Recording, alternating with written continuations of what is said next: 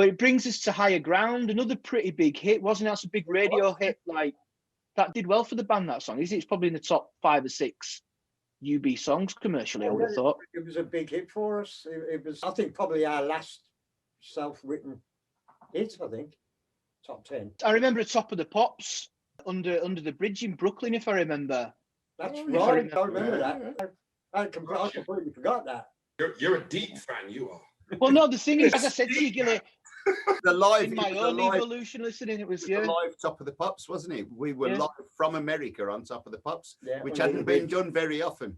It shows you what a big deal it was, because we just had the #1 with Can't Help Falling, and we then released Higher Ground, and they filmed it and broadcast it live on Top of the Pops from New York. And that's, of course, and that's how you learn. And as a fan at that age, that's how you learned about it. You went on teletext and you looked at who was on Top of the Pops that week. And it's a live performance for UB40. You didn't obviously no internet. That's how you consumed the video side of music, I suppose. I just looked in the Radio Times. You know, but it was a simple route. Then you knew you had a hit record before it was a hit, because it was going to go on radio. It was going to get radio play. Then it was going to get play on Top of the Pops. And once you'd done that, as long as it was a decent tune, you had a hit. Well, there was only one radio station really to listen to at the time. There were other radio stations, but there was only one that counted at that time, and that was Radio 1. And if you got airplay, which we did, and in those days we got automatic airplay on Radio 1,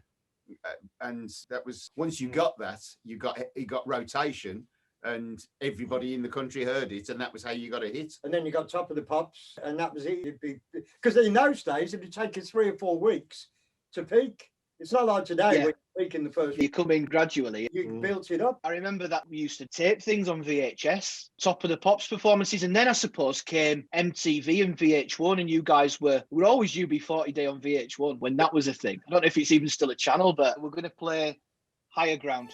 The more I learn, the less I know about before. The less I know, the more I want to look around. Digging deep for clues on higher ground. A good video as well, didn't it? Had the ladies swirling the Indian sort of dancing and stuff like that. Was it really important in those days to have a good accompanying video? It was at that time. That was Brian's baby. He loved videos. He loved the visual side of it, whereas you just turned up and got filmed, really. I was much more interested in the studio side of the sound. Always loved the visuals. He was always involved, and he's made videos for other people as well as us. He gave chances to some big directors as well.